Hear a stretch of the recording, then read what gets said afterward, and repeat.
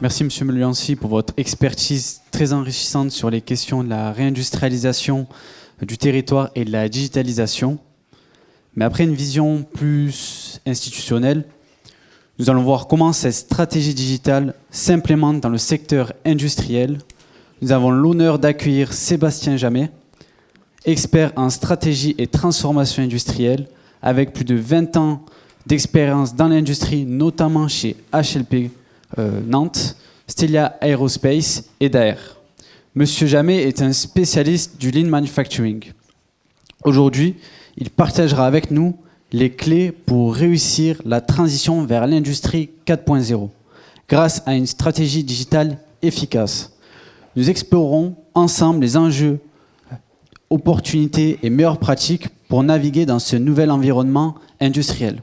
Je vous prie d'accueillir Monsieur Jamet. Oui. Merci, vous m'entendez bien? J'avais demandé un micro parce que j'aime bien parler avec les mains. Alors voilà, j'avais demandé un petit micro, c'était plus sympa. Bravo d'abord, merci pour l'invitation, je suis très honoré. Et je tiens à saluer le travail des organisateurs parce que vous avez eu des interventions de haut vol, j'espère que vous appréciez. Bravo à tous les intervenants, c'était top. Mais c'est pas fini, hein. Alors, merci pour aussi m'avoir présenté. Donc en effet, moi j'ai un cursus un peu particulier. Alors, je suis ingénieur, j'ai cette chance-là. J'ai fait longtemps de l'industrie, du management d'usines, du management très opérationnel, notamment pour l'industrie aéronautique, du management de plusieurs usines. Puis 2018, je me suis lancé dans une autre période professionnelle. J'ai monté mon entreprise, je suis associé au sein d'HLP Group, qui est une PME française. Notre métier, c'est de faire de l'accompagnement. On intègre et on édite une solution ligne et digitale. Donc on fait du conseil en ligne manufacturing, organisation industrielle, et on intègre de la digitalisation. Donc j'essaye de cultiver un regard couplé entre le métier, l'organisation industrielle et sa digitalisation. Je suis aussi intégré, et je rejoins un peu le discours de cet après-midi. On a tous, en tant qu'ingénieurs, un rôle d'engagement pour l'industrie française. Vous avez vu, c'est pas gagné. Donc moi, je suis aussi engagé auprès du pôle EMC2, je suis membre du bureau, et d'ailleurs, je suis accompagnateur pour le programme ECODEF, dont on a discuté tout à l'heure, qui accompagne les industries de la défense. Et je suis aussi la chance d'être engagé auprès de la JVMA, la Jules Verne Manufacturing Academy, dont les enjeux de compréhension de ce qu'est le métier industriel, de l'industrie 4.0, dans le cadre du travail académique des écoles, lycées professionnels et collèges, est très important. Mais voilà, mais aujourd'hui, moi, on m'a demandé de vous parler un peu de votre futur métier, puisqu'a priori, vous êtes dans un cursus où vous allez devoir intégrer des solutions digitales et transformer et digitaliser les industries françaises. Donc ça tombe bien, elles en ont besoin. Petit état des lieux. Ah, j'en étais sûr qu'il y allait y avoir un problème technique à un moment donné. Alors moi, j'ai fait une presse par rapport à mes autres, parce que j'aime bien m'appuyer sur des choses. La télécommande ne marche pas. Ouais, je vais faire comme ça, mais c'est pas grave. Quelques chiffres d'abord, pour vous encourager par rapport aux difficultés qui vont arriver. C'est issu de quelques études que j'ai regardées. Il y a quand même une progression de PME, de PMI, de TI qui sont prêtes, c'est bon, à faire de la transformation digitale. Donc même si l'industrie baisse en ce moment, il y a quand même de plus en plus de gens motivés pour le faire. Ils sont matures.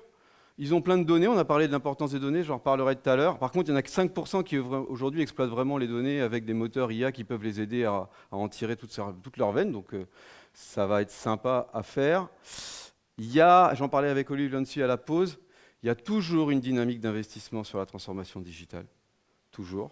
Elle régresse, et surtout, elle est un peu plombée par ça, et j'insiste beaucoup. Même si c'était un peu positif, il y a 39% des entre dirigeants qui disent qu'ils gagnent de l'argent avec la digitalisation. Il n'y en a que 39%. Ça veut dire qu'aujourd'hui, il y a plein de gens, il y a le reste, 61%, qui ne font pas de la digit en pensant qu'ils vont gagner en performance. Ce qui est un peu déstabilisant pour moi-même, puisque je suis là pour ça. Et puis 19% qui pensent même qu'ils vont en perdre. C'est-à-dire que les digitalisations alourdissent finalement les processus. Donc il y a aussi un travail de conviction. Il y a surtout un travail d'intelligence dans la transformation digitale, vraiment recentré autour de la valeur ajoutée. Moi, quand j'ai commencé en 2018, il y avait un vrai effet de mode sur la digitalisation dans l'industrie. Et le dirigeant, il lançait le programme, il était soutenu par... Voilà, il avait envie, c'était un peu la mode. Aujourd'hui, les dossiers sont un peu plus complexes, et le dirigeant, il nous challenge énormément sur « Ok, c'est quoi le ROI? Qu'est-ce que je vais gagner? C'est quoi le gain à la fin ?» Forcément, le marché se contraint, donc c'est important. Donc il va falloir passer ça. Et j'en parle parce que c'est un sujet important et qu'il ne faut pas oublier, même quand on fait du digital, la partie sobriété économique qui a une énorme valeur, et en tout cas, il y a 42% des entreprises qui sont aussi orientées sur ça. Donc on n'est pas dans le joujou juste pour se faire plaisir, on est vraiment là aussi pour faire ce genre de démarche. Ça, c'était pour vous donner un peu d'espoir sur votre sortie d'école. Moi, je suis un peu, vous allez voir dans ma présentation, je suis un peu caricatural exprès, je fais des trucs simples. Donc d'abord, on en a parlé un peu, mais l'organisation industrielle, elle est toujours comme ça. C'est la pyramide, il y a des opérationnels qui font la valeur ajoutée, il y a des managements intermédiaires, puis il y a une direction générale qui prend les décisions. Ça marche encore comme ça aujourd'hui, j'aurais pu l'inverser pour faire plaisir aux experts du lean manufacturing, mais c'est beaucoup comme ça. Les outils qui sont aujourd'hui utilisés dans l'industrie et ceux sur lesquels vous allez devoir travailler, il y en a 4 grandes familles principales. Je vous fais juste un petit paysage, comme ça, pour cadrer les échanges qu'on va avoir après, peut-être, j'espère, des questions. Vous avez, pour ceux qui font du design, le PLM, qui va vous permettre de designer votre produit et de suivre sa définition tout au long de sa vie, de suivre les différentes versions qu'il va avoir, etc. Vous avez l'ERP, qui va vous permettre de gérer l'ensemble des ressources de l'entreprise en fonction d'un carnet de commandes client. Vous avez le MES, qui, lui, va suivre si les opérations se passent comme elles sont prévues dans l'ERP. Et vous avez, là, c'est encore un peu moins structuré en termes d'outils, mais vous avez des outils qui vont servir à piloter vos processus, à digitaliser le pilotage de vos processus, dont le processus de pilotage de la performance. Je fais ça caricatural parce que vous allez voir dans votre approche entreprise, vous allez avoir plein de gens qui vont vous proposer plein de solutions. L'industrie, elle a besoin de ces 4 outils-là pour se digitaliser. Déjà. On ne va pas inventer des super outils. Moi, nous, quand on rentre dans une entreprise qui n'a pas de ERP, industrielle, j'entends. Il n'y a pas de ERP, on dit on a arrêté le MES, arrêter tout ça, hop, on va déjà mettre un ERP en place, on va travailler votre structure d'organisation, ça va être hyper important. D'accord ? Donc tout ça, c'est vraiment pour vous aider à y voir clair sur les enjeux de la digitalisation dans l'industrie aujourd'hui. Donc là, j'ai juste rappelé à maîtriser la définition du produit, maîtriser ce qui doit être fait et quand, maîtriser ce qui est en train d'être fait, et maîtriser votre performance globalement. D'accord ? Ça, c'est les 4 grandes familles des outils que vous allez avoir. Après, on va vous parler de SIRH, de CRM. Vous verrez, globalement, vous vous y retrouverez. Premier point clé donc, de la digitalisation, avoir une vision claire des acteurs et des solutions digitales. Deuxième point clé, essayer d'avoir le plus de recul possible sur ce qu'est la digitalisation dans l'entreprise. Il ne faut pas s'intéresser qu'aux applications métiers. Le fondement de la réussite d'une transformation digitale dans l'industrie, c'est déjà sa capacité à avoir une bonne infrastructure et un bon réseau fiable et robuste, et entre guillemets aussi sécurisé. Ça ne sert à rien de lancer des grands projets de digitalisation si sur l'infra, c'est la cata. D'accord ? Alors là, on peut parler de souveraineté aussi, des solutions cloud, etc. Mais il y a déjà tellement d'enjeux sur ça, c'est la base de base de base. Vous allez voir, c'est une maison lean, vous avez compris que je suis un peu lean dans mon esprit, pour ceux qui connaissent le lean. La deuxième base, c'est la gestion de la data, on en a beaucoup parlé, hein, donc une gestion de data propre, on sait où elles habitent, et le RP, c'est la base de base du truc qui fait qu'on digitalise. Après, il y a 2 grandes familles aujourd'hui qu'on voit de plus en plus et qu'il faut pousser, c'est là où vous allez avoir un rôle à jouer très important. Les applications métiers, donc on retrouve celle dont j'ai parlé tout à l'heure, et la capacité à faire du temps réel. Si j'ai une infrastructure robuste, c'est pour qu'elle réponde du tac au tac à ce que j'ai besoin. Aujourd'hui, nous, on connecte des machines en Chine et on a la donnée en moins d'une seconde en France. Ça, c'est une réalité technique aujourd'hui. Il faut que les industriels s'appuient dessus. D'accord ? Ça, c'est très important. Ensuite, évidemment, les routines de décision. Et j'ai refait ma petite maison du Lean. Tout ça au service de la performance. Quand je dis performance, c'est conformité. Hein. On peut parler aussi, tout à l'heure, j'en parlais, nous, on catégorise toujours la performance en 3 grands enjeux. La performance économique, évidemment, la performance sociétale et la performance environnementale. Vous verrez, c'est dans tous les bons bouquins sur la performance. La performance environnementale est un sujet qui peut être soutenu par la digitalisation. Je ne sais pas si vous avez déjà mis le nez dans tous les indicateurs que doivent faire les entreprises qui doivent respecter les normes CSRD européennes. Ça vous intéresse, les normes CSRD, donc les normes européennes qui vont faire que les entreprises vont publier leurs résultats de performance environnementale. Tous ces indicateurs-là peuvent être largement supportés par des systèmes digitaux. Donc quand on dit performance, ce n'est pas juste performance économique, c'est un aspect, mais il y a beaucoup d'autres aspects de la performance à adresser. Vous verrez, le monde de l'entreprise, il est divisé en 2 catégories, l'IT et les opérationnels. Allez, j'exagère, il y a des entreprises plus matures. Mais les nombres de projets de digit, ils explosent en vol parce que l'IT, ah bah non, moi j'étais pas au courant, ah bah j'ai pas le, c'est quoi, bah, le réseau est pas prêt, etc. Vous verrez, c'est plein de débats que vous avez dans l'entreprise.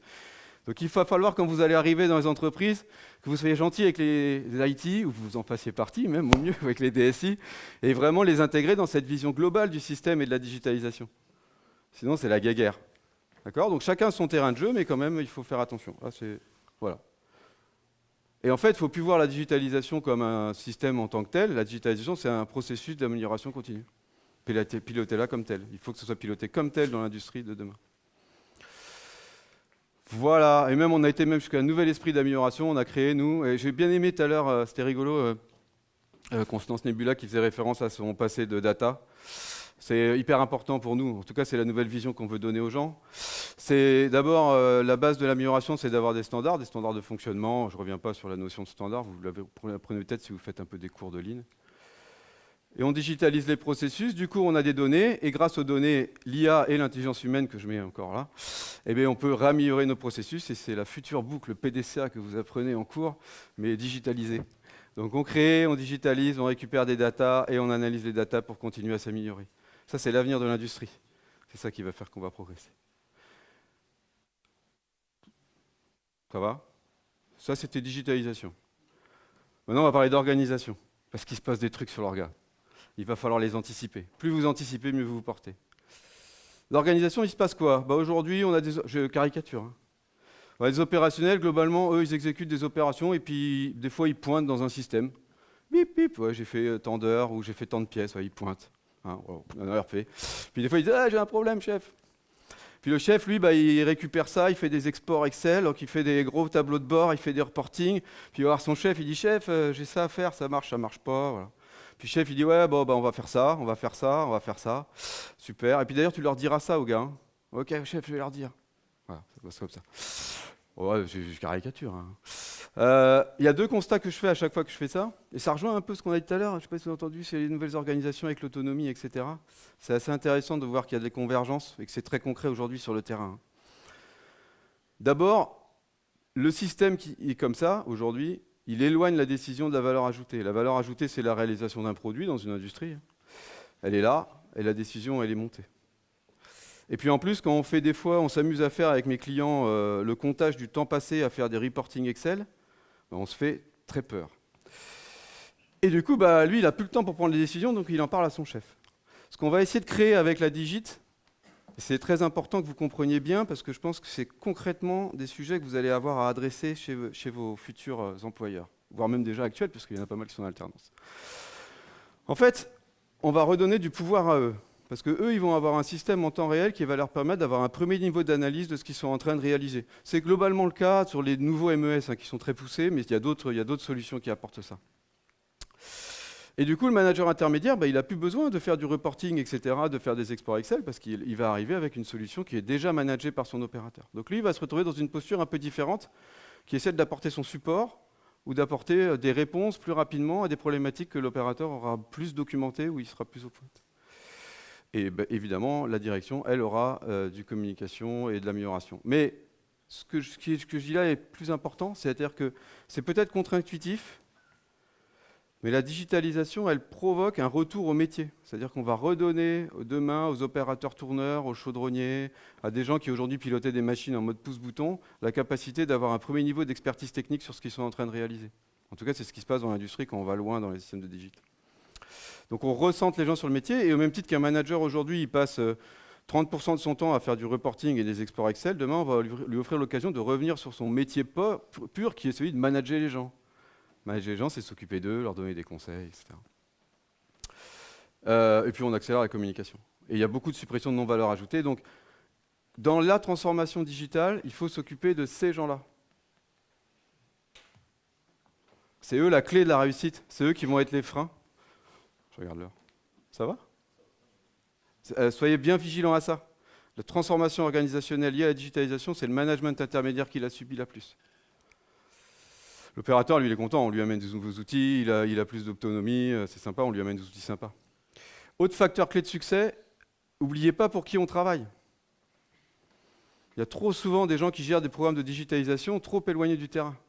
Là, je vous ai mis des photos d'intervention. On est avec des femmes et des hommes qui se retrouvent sur la machine avec un écran tactile alors qu'elle n'en avait pas. Là, on a une équipe d'opératrices portugaises que j'ai accompagnées. Ça fait beaucoup de plaisir. Il y a beaucoup de femmes dans l'industrie portugaise. On en parlait tout à l'heure aussi. On est vraiment sur des pasteboards d'opérateurs. On est sur de nouveaux outils de gestion de performance, etc. Oubliez pas ça, parce qu'il faut vraiment le secret d'une digitalisation réussie dans l'industrie, c'est que ça sorte du bureau des experts. Ce sera réussi quand tout le monde sera expert sur son poste de travail grâce à la digite. C'est pas fait pour faire un outil qui est utilisé dans les bureaux. L'industrie, c'est avant tout le terrain. Autre facteur clé de succès, aller chercher toute la puissance des devices qu'on met dans les mains des gens. Fini les ordinateurs lents sur les postes, etc. Aller chercher des solutions, tablettes, smartphones, etc. Aujourd'hui, on passe sur des caisses de supermarchés. Je ne sais pas si vous avez déjà fait attention, tout le monde est en tablette. Tout le monde est en écran tactile, tac, tac, tac, tac, tac. Partout, sauf dans l'industrie. Dans l'industrie, on a gardé des bonnes vieilles consoles. Voilà. Donc voilà, allons chercher ça et allons chercher des outils performants. Des outils qui marchent bien, des outils qui ne rament pas. Allons chercher tout ça. C'est à peu près le dernier truc. Je ne vous ai pas trop embêté, mais j'espère qu'il y aura des questions. Pareil, donc vous avez vu, je suis passé sur le processus digit, l'organisation, l'humain. Là, je suis vraiment focalisé sur l'humain. J'ai beaucoup de questions, souvent de dirigeants qui me disent « Ah, mais Sébastien, non, mais nous, ils ne sont pas prêts. Tu vois, nous, c'est des vieux. Tu vas voir, la moyenne d'âge dans l'atelier, attention, hein, tu vois, c'est compliqué. » Donc, moi, je me suis toujours posé la question, et j'ai toujours trouvé des gens en face de moi qui avaient une facilité à utiliser le digital, parce que de toute façon, chez eux, ils le font. Je suis toujours l'exemple de ma belle-mère qui adore faire ses courses sur Leclerc Drive. Et elle le fait très bien avec son smartphone, et ça marche très bien. Et je ne reviens pas sur plein d'autres exemples qu'on peut avoir, sur plein de... La génération de notre génération, hein, qui utilise beaucoup Facebook. Moi, je ne vais pas, mais je sais que c'est un truc de vieux. Si, je suis en tout cas largement plus vieux que toi. Donc, on a ça entre les mains aujourd'hui tous les jours. Alors évidemment, tout le monde a plus ou moins, mais ce n'est pas une question d'âge. C'est une question d'appétence, mais ce n'est pas forcément une question d'âge. Par contre, aujourd'hui, moi, quand je fais le tour des usines, bah, j'ai ça. Donc j'ai ça. Donc on a digitalisé, mais en fait, non, mais les classeurs, Sébastien, attention, attends, il y a l'auditeur, les classeurs, on ne sait pas. Donc on garde les classeurs au poste où les gens ils remplissent des formulaires papier toute la journée, on ne sait pas trop pourquoi. Enfin, si on sait pourquoi, c'est de la conformité. J'ai fait des interfaces, moi on fait du MES, donc nous on a découvert le MES en 2018. Moi je ne connaissais pas, dans ma vie industrielle, je n'avais pas fait l'occasion de faire du MES. J'ai vu du MES, je me suis fait peur, c'est incompréhensible. L'opérateur est face, c'est incompréhensible, c'est un truc d'expert. C'était devenu un truc d'expert, ça sort, ça change. Il y a des nouveaux éditeurs sur la place qui sont top. Et alors le pire du pire, c'est ça. T'inquiète pas Sébastien, il y a le Wi-Fi, t'inquiète pas. Non mais, c'est du délire. C'est du délire. Il y a une borne là, puis là, l'autre borne, elle est là, elle est là. Non mais Sébastien, regarde, non, ça marche pas, regarde, ça marche pas. D'accord. Donc c'est important, d'où je reviens sur la maison, l'infrastructure. Voilà ce qu'on voit aujourd'hui dans l'industrie. On ne sait pas que les gens ne sont pas prêts. Alors après, c'est un parti pris. J'ai des débats sur le sujet, c'est un truc d'expert ça. Mais pour moi, ce n'est pas le sujet. Le sujet, c'est qu'aujourd'hui, il y a les solutions digitales qu'on met au service de l'industrie qui ne sont pas encore au niveau de ce qu'on met au service des gens chez eux. Et donc les gens, ce n'est pas qu'ils ne sont pas prêts, c'est qu'on ne leur offre pas la bonne solution, quoi. Il y en a qui travaillent avec SAP? Vous avez ouvert l'interface SAP? Alors il a évolué depuis mon époque. C'est fun. Non mais voilà, après, pareil, je caricature. SAP a très bon intérêt par ailleurs. Mais il faut réfléchir interface, il faut réfléchir facilité. Donc, la synthèse d'une transformation digitale réussie, c'est des fonctionnalités simples, l'accessibilité multi-device, multi-access. Aujourd'hui, il ne faut plus accepter dans les entreprises, j'exagère un peu, mais des solutions où c'est que sur ordinateur. Il faut des apps, il faut que ce soit accessible facilement. Voilà, il faut aller chercher ça. L'infra, je ne sais pas comment vous dire. Moi, je n'étais pas un spécialiste d'infrastructure, vous voyez, j'étais dans l'industrie. Ça fait 7 ans que je fais de la transfo digitale. Ça fait 7 ans que j'apprends l'infra. Et c'est dur. C'est un métier, hein, mais c'est vraiment un truc qu'il faut soigner. Je ne sais pas si vous faites des formations sur ça. C'est quelque chose de pointu, de complexe, d'expert. Il faut absolument arriver à faire des choses simples là-dessus, des choses qui fonctionnent. Et puis l'expérience utilisateur, on parlait un peu des interfaces SAP. Réfléchissez expérience utilisateur à fond. Voilà. Je vais avoir fini mon cours. J'étais un peu en mode prof, ça m'a fait plaisir. J'espère qu'il y aura beaucoup de questions, en tout cas, au minimum. Mais voilà, je vous ai parlé de votre futur métier. Moi, je voudrais juste, si vous avez 4 trucs à retenir de mon intervention, c'est vous devez apporter un regard vous allez être sur des missions précises, etc. Mais essayez d'avoir toujours un petit pas de côté, un petit pas de recul pour considérer la digitalisation sur le système comme un processus global d'amélioration et pas que dans tiens, je vais digitaliser un formulaire. Ouais, mais attends, ça, c'est quoi? C'est une solution cloud. Ouais, mais ça repose sur quoi? Mais ouais, il faut du Wi-Fi. Oui, mais d'accord, mais est-ce que ça sera interconnecté? Voilà. Et il y a la réflexion, la maison, elle est importante d'avoir une réflexion un peu globale. Vous allez devoir vraiment vous poser la question des gains de ce que vous amenez. Plus qu'avant. Plus qu'avant. Je pense que vraiment, il y a eu un virage important, et encore plus aujourd'hui avec l'industrie qui se tend énormément. On est là pour faire de la valeur ajoutée, pour faire gagner de la valeur ajoutée. Anticiper la partie organisationnelle. Apporter ce regard-là à votre futur chef. Attention, on va faire ça, mais on va changer le métier de lui. Toi, tu es focalisé là-dessus, mais on va changer son métier, comment il va réagir, etc. C'est très important. Et puis l'infra, j'arrête, parce qu'une fois que je l'aurais dit, je n'aurais pas assez dit. Voilà. Voilà les clés d'une digitalisation réussie dans l'industrie. Je vous remercie.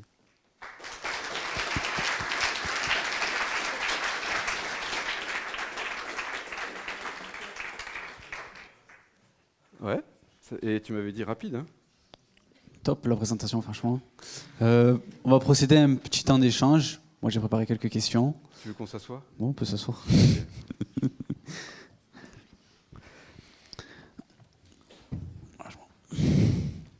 Alors, tout d'abord...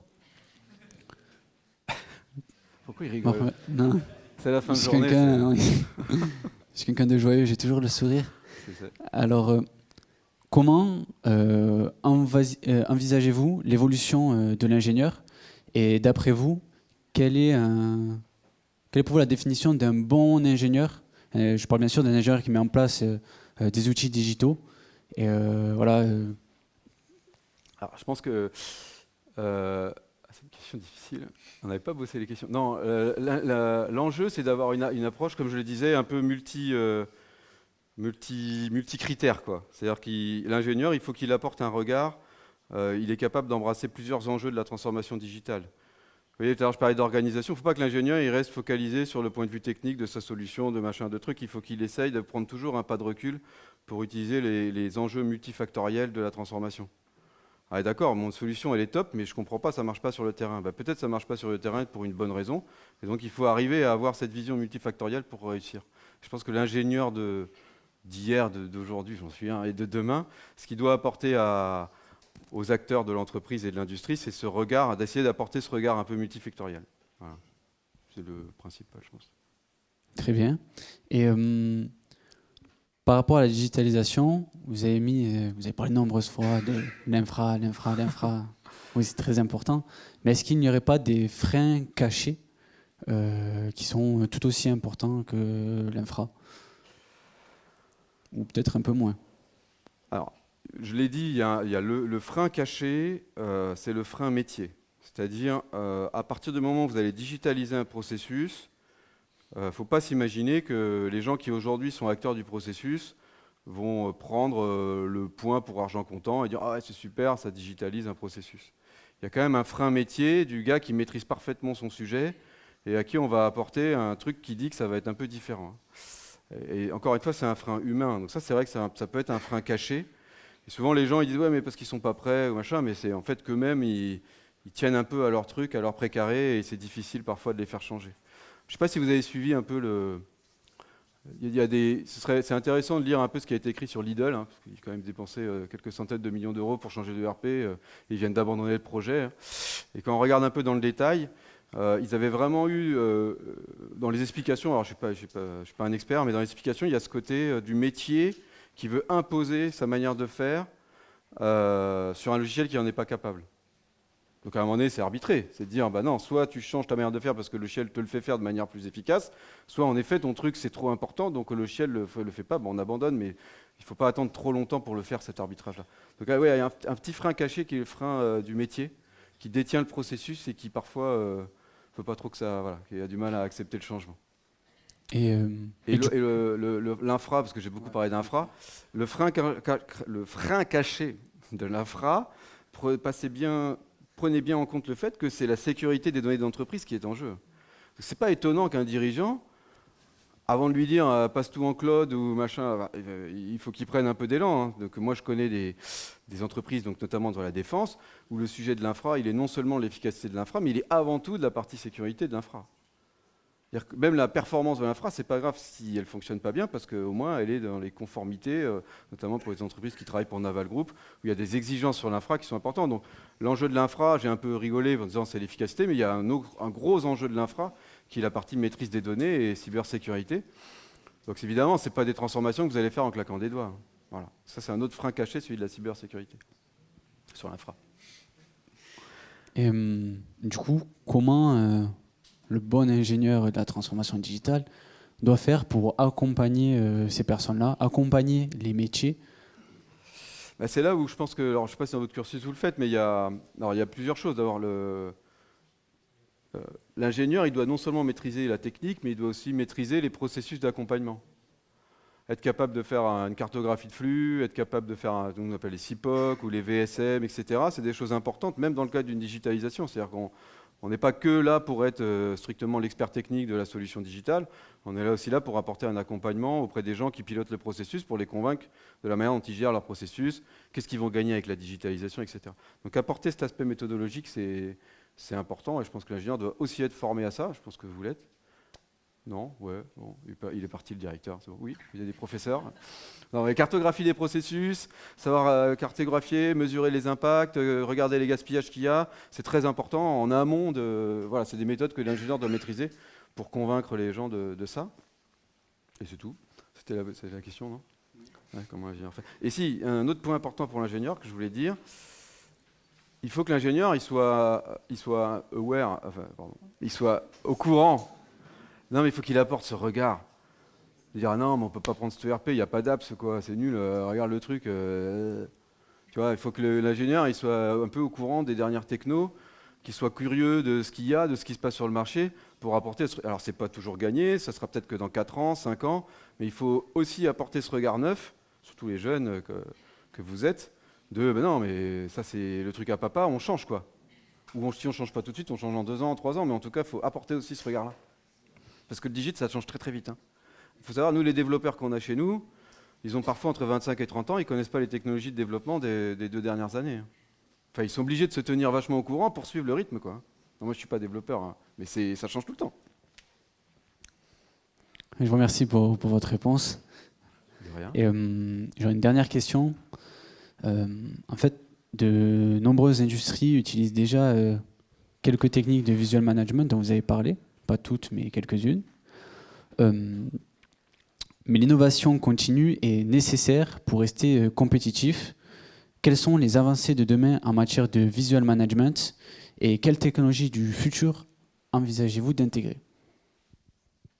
Alors, sans hésitation, je ne sais pas si c'est une technologie du futur, mais c'est l'IA. Alors, pareil, je ne suis pas un expert d'IA. Je pense que c'est une technologie qui arrive, qui doit faire gagner de la productivité aux entreprises, si elle est utilisée de manière raisonnable et raisonnée. Le piège dans lequel tombe tout le monde, c'est un peu, en tout cas la vision que j'ai des dirigeants aujourd'hui, c'est l'IA générative. C'est-à-dire dire oh bah c'est super, je fais des trucs d'IA générative et puis ça me fait ça. L'IA dont tu as besoin, dont t'as besoin les systèmes industriels, bon, c'est pas grave, vous aurez compris.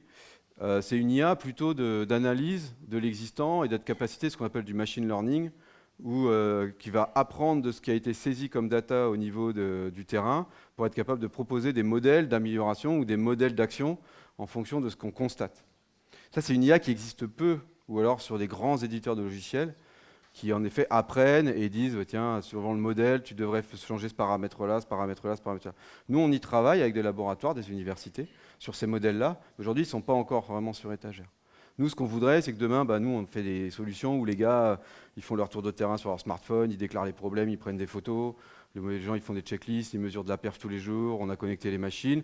Et ce qu'on cherche beaucoup, on travaille beaucoup sur ça, c'est des moteurs qui sont capables d'analyser les données saisi depuis une semaine sur une machine et de dire attention au manager, au chef d'équipe, attention, tu devrais aller voir cette machine parce qu'a priori, ça commence à... C'est un petit bot qui se met en dessous. Et ça n'existe pas sur étagère. Et ça, je pense, c'est la prochaine technologie. Si tu parles vraiment de la partie digitalisation du pilotage de la perfo, ça, c'est vraiment les prochaines qui vont arriver. Ouais. En tout cas, nous, on parie là-dessus. Donc c'est l'IA, mais l'IA, c'est pas l'IA générative, quoi. C'est des moteurs plutôt, des moteurs d'IA. Ok, je vous remercie pour votre réponse. De rien. Est-ce qu'il y aurait des questions dans la salle? Oui, 2 questions, 3. Wow, super.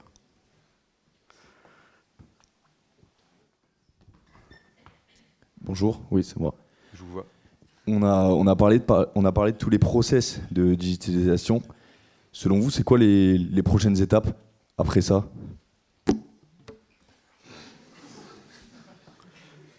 Bah déjà, on va faire ça. Parce que, en fait, le système industriel est fait de telle manière que, globalement, il tourne autour de ces process-là. Hein. Après, là où c'est intéressant, votre question, c'est de se dire, OK, il y a toujours un peu ce fantasme, qui n'en est plus un, de l'industrie élargie. C'est-à-dire, je vais aller chercher aussi ce qui se passe chez ma supply chain, et je vais aussi aller chercher de l'information pour mon client.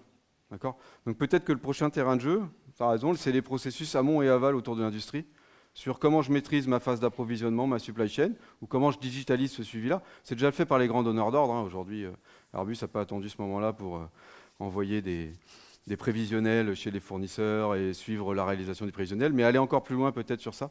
Et puis aussi la partie aval, côté client. Par exemple sur les conformités des pièces ou les éléments de définition ou les paramètres de machines qui auront utilisés pour fabriquer des pièces en termes de traçabilité. Il y a sûrement des choses à aller chercher aussi sur ce terrain de jeu-là. Voilà. Oui, merci pour votre présentation. Il y a quelque chose que vous n'avez pas dit dans les piliers et que je trouve qui est trop facilement oublié, c'est la formation des utilisateurs. Par exemple, dans mon entreprise actuelle, ils ont utilisé un ERP pendant plusieurs années. Et ensuite, à partir de ces bases de données, ils ont développé des nouveaux logiciels, outils de digitalisation. Mais sauf qu'en fait, justement, ils n'ont pas formé vraiment les utilisateurs. Donc, les ERP sont mal remplis, les outils sont mal remplis, nos bases de données sont pourries, et ils continuent de digitaliser, d'utiliser des nouveaux outils. Il est là, ton tuteur ou... Non, mais du coup, en fait, les bases, elles ne fonctionnent plus, même s'ils ont essayé de faire dans l'ordre, comme vous avez dit, parce qu'il y a eu cette formation des utilisateurs qui a été oubliée. Et voilà. T'as raison, alors si c'était pas clair, j'en suis désolé, mais c'est vraiment ce que je disais pour qui on travaille. Hein. Quand j'ai dit attention de ne pas oublier pour qui on travaille, c'est pas oublier qu'il faut former les utilisateurs, en effet, à utiliser les outils. Après, le piège, il faut être... je te donne un exemple. Par exemple, dans une industrie automobile, les gens, tous les jours, ils remplissent ce qu'on appelle un film de production. Ou une checklist de démarrage. OK, démarrage. Donc, OK, j'ai ça, ça marche, ça marche, ça marche. Ou alors, mon film, il est bien. Hop, je suis en panne, je fais ça à la main. On arrive avec une solution de digitalisation. On ne change pas fondamentalement son métier. Donc, on n'a pas besoin de le former sur le métier, on va juste le former sur la tablette. Et si l'application est bien faite, en 1 heure, il a compris comment il allait devoir saisir ce qu'il faisait avant sur papier, sur digitalisation. Donc, la digitalisation, elle doit apporter aussi une simplification sur la formation. Il faut que la partie formation soit, entre guillemets, tellement simple que c'est quelque chose qui doit passer rapidement. Par contre, en effet, je redis qu'il faut s'intéresser à ça. Quand je dis pour qui on travaille et que je montre des photos d'opérateurs et de gens sur le terrain, c'est bien ça, c'est bien l'esprit de ce que je dis. Il faut s'en occuper, mais l'objectif final, c'est de faire en sorte que ce ne soit pas une charge. C'est-à-dire qu'il faudrait presque... C'est encore plus simple.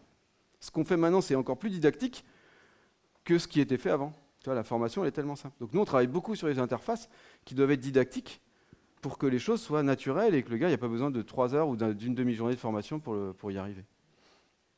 Donc il y a, et en effet, penser à eux, mais penser à eux dès la conception de ce qu'on va mettre en place, à mon avis, plus que de penser à eux pour passer des heures en formation. Un outil qui... Passer du temps à former les gens, c'est souvent, ils oublient, c'est difficile, après il faut finalement mettre un papier à côté, un petit livret pour qu'ils se souviennent comment ça marche, etc. Donc, voilà. Donc, la formation, c'est à mon avis important de le prendre en compte, mais en amont de la conception de ce qu'on va faire, plus que passer du temps en aval, une fois que c'est fait. Il faut que quand c'est fait, il faut que ce soit simple et efficace. Ça va la réponse ou bof? En fait, j'ai envie de dire que oui, mais il y a beaucoup de choses qui sont déjà faites aujourd'hui dans beaucoup d'entreprises. Et justement, je vois dans mon entreprise, et je pense que c'est pas la seule, lorsque je discute avec d'autres personnes, ils réfléchissent de comment moderniser ces outils qui sont vieux, etc. Ils réfléchissent avec l'utilisateur, mais ils ne réfléchissent pas aujourd'hui où on en est. Et c'est des projets Ah qui oui. sont dans longtemps, et sauf qu'il y a des problèmes aujourd'hui qu'il faut régler déjà. Mais oui, merci pour votre réponse. Non, mais, alors, pareil, il faut dissocier, je pense, encore une fois, c'est dans le travail d'ingénieur, il faut dissocier ce que moi je considère, ce qui est de l'ordre de la résolution de problèmes, ce que vous vivez aujourd'hui, de ce qui est de l'ordre d'un processus de digitalisation qui est autre chose. Voilà. Donc, le processus de digitalisation, là je vais présenter un processus de digitalisation où je projette l'entreprise. Évidemment, si aujourd'hui il y a des problèmes et que les utilisateurs n'ont pas été bien considérés au début, il faut passer du temps à remettre l'église au milieu du village, parce que c'est eux qui font la valeur ajoutée, ouais, je suis d'accord avec ça. Mais pareil, dissocier dans votre approche ce qui est de l'ordre de l'écart au standard, c'est-à-dire je remets une situation au nominal, de ce qui est de l'ordre de la progression que je dois amener aussi sur ce fonctionnement-là. Il y avait là-haut. Oui, merci pour votre intervention. Pensez-vous que les outils low-code, no-code, type Power Platform par exemple, peuvent permettre au business, donc à une population métier, de développer ses propres outils et quelles sont les limites par rapport à ça? Oui et non. Oui, parce que ça fonctionne aujourd'hui. D'accord. Donc c'est vrai qu'aujourd'hui, on a des clients qui créent du Power Apps, enfin, voilà, qui ont cette approche-là. Ça reste quand même risqué pour les petites structures, parce que souvent on file ça aux jeunes alternants brillants de l'IMT, et puis après il s'en va ou il change de poste, et puis après on ne sait plus faire. Donc attention à ça. C'est quand même des outils qui sont tellement... Il n'y a pas de relation avec l'éditeur qui a quand même une valeur ajoutée, c'est que l'éditeur, lui, va apporter de la robustesse, il va apporter de la continuité dans la solution, ce qu'apporte pas Power Apps. Donc ça peut marcher avec des grandes structures. Je travaille beaucoup avec Idéal Logistique, qui font ça, et ils ont raison, parce qu'ils ont un service qui maintient, qui met en place, qui a l'expertise, etc. C'est un peu moins vrai pour les petites structures, où ça coûte tout de suite cher, alors que potentiellement un éditeur apporte la valeur ajoutée aussi. Donc oui et non. Après, à nous les éditeurs aussi, j'en fais partie, de faire des solutions facilement implémentables avec un peu de low-code pour que ce soit facilement aussi... Il ne faut pas non plus tomber que nous, éditeurs, on ne se remette pas en cause par rapport à ces solutions-là. Donc nous, on l'a fait et on a apporté des solutions low-code aux clients pour qu'ils continuent à utiliser la solution de manière ouverte, quoi. Mais attention aux petites structures, quoi. Moi, j'ai vu des Power BI chez des clients compliqués. Ah, c'est dur. Hein? C'est vrai? Ça va.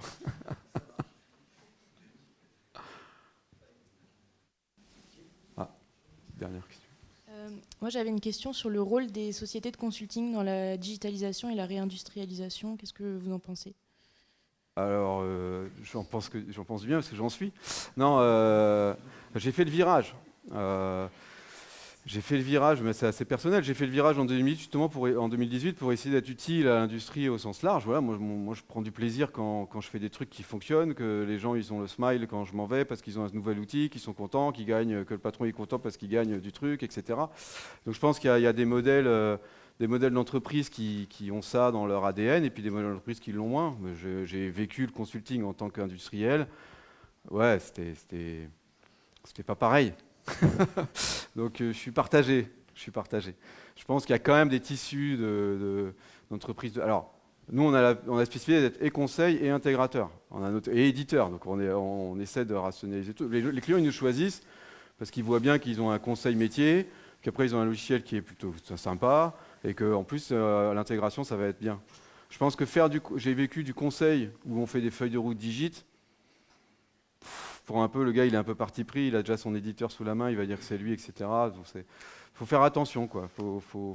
Même pour vous, je sais que... Ah putain, il y a une statistique qui est sortie, elle est dans le livre de Olivier Luansny, que je vous conseille.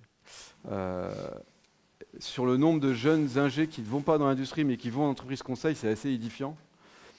Alors nous, on cultive cet aspect et conseil et industriel et éditeur, donc on est intéressé par les jeunes talents. Ouais, faire que du conseil dès le début, je sais pas. Choisissez bien l'employeur. Voilà, je sais pas quoi vous dire autrement. J'espère qu'il n'y a pas vraiment d'entreprise de conseil.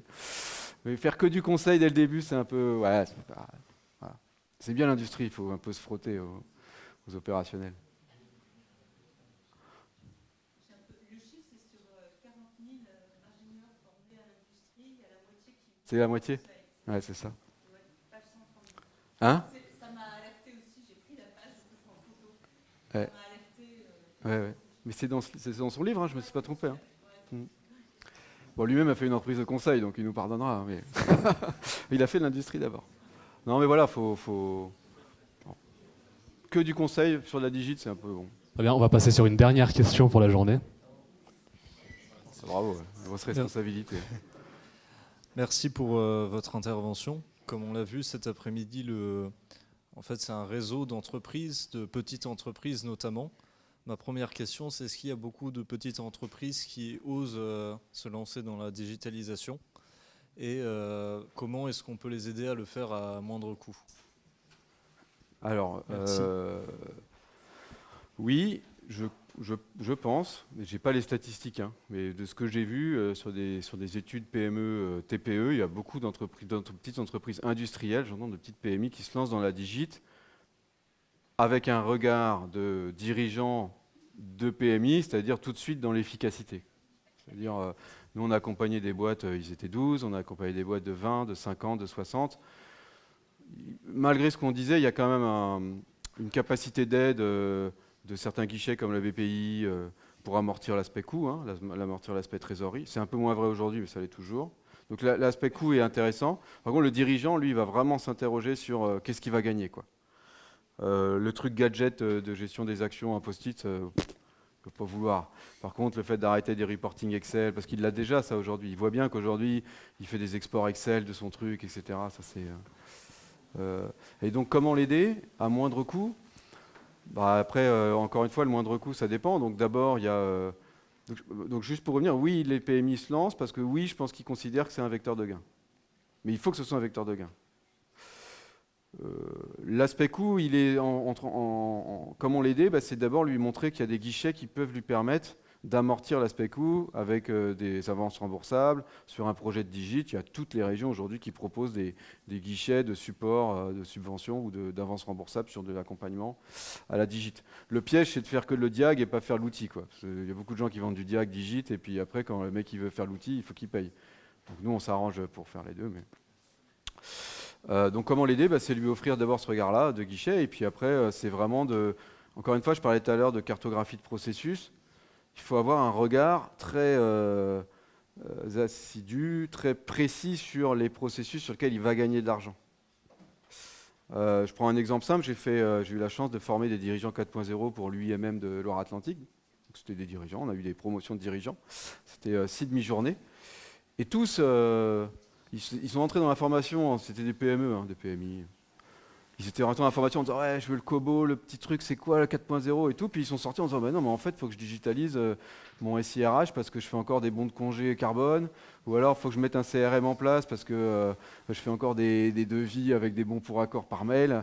Ou alors, avec facture fournisseur, je fais 3 scans. » Donc, il faut leur offrir un regard vraiment à 360 sur les enjeux et pas que le processus industriel dont on a beaucoup parlé aujourd'hui, mais aussi les autres processus autour de la PMI. Donc, et la digit, le guichet, et le regard un peu global à 360 sur sa digit, quoi. Ça n'a rien de mettre un Kobo alors qu'il a 3 personnes qui font des scans de factures fournisseurs, quoi. Très bien. Je vous remercie pour votre intervention et pour avoir répondu super, à toutes nos questions, M. Jeanne. Merci. C'est super. C'est chouette.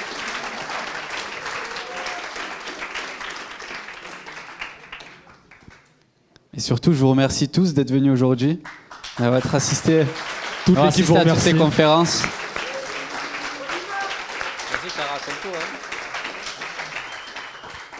Donc Lounès l'a dit, on vous remercie tous, surtout pour votre présence, votre engagement et tous les échanges qu'on a pu avoir durant cette journée. Merci pour toutes les questions qui ont été posées aux intervenants, ça a nourri les échanges et vraiment c'est un grand merci à vous.